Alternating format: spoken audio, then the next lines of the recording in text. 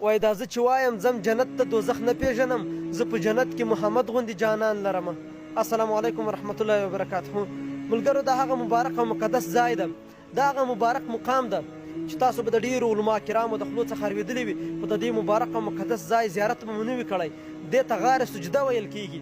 په دې غار کې رسول الله مبارک د خپل امت د ګناهونو د بخښنې لپاره طویل سجده کړې وه.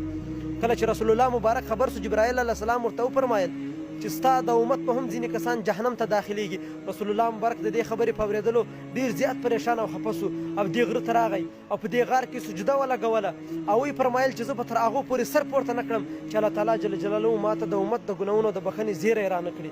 رسول الله مبارک مسلسل 3 ورځې په دې غار کې په سجده باندې پروت و. نو صحابه کرام ډېر زیات خفه وو، ډېر زیات پریشان وو چې رسول الله مبارک به چېرته وي. په ډېرو ځایونو کې وو رسول الله مبارک پیدا نه کړو.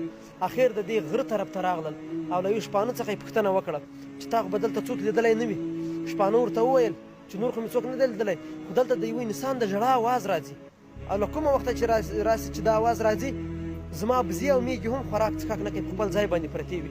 صحابه کرام راغلل، رسول الله مبارک یې پیدا کړ او په دې غار کې په سجده باندې پروت او له خپلو مبارکو سترګو څخه یې اوښکې تویېدلې. صحابه کرام ورته وفرمایل چې یا رسول الله سر راپورته کړه. په دې وخت کې جبرائیل امین تشریف راوړو او رسول الله مبارک ته یې زیری ورکړو چې ستا ټول امتیان به الله تعالی جل جلاله وبخي او جنت ته به داخلیږي. له هغه وروسته بیا رسول الله مبارک خپل سر راپورته کړ او په نړۍ کې هېچا دومره زیات د چا لپاره نه دي ژړلي لکه رسول الله مبارک چې د خپل امت لپاره ژړلي دي. بختور به هغه څوک چې د جمعې په مبارکه شپه او د جمعې په مبارکه ورځ باندې په رسول الله مبارک باندې درود شریف وایي.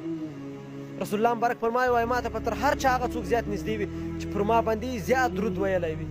الله تعالی جل جلاله دې په ورځ د محشر موږ ټولو ته د رسول الله مبارک شفاعت را په نصیب کړي.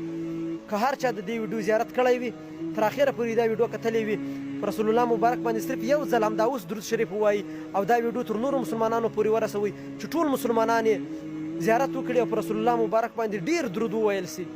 الله تعالی جل جلاله مو ښاد او آباد لره. ماشه خالد وطن یار په خپلو نیکو دعاګانو کې تل یاد ساتئ. والسلام.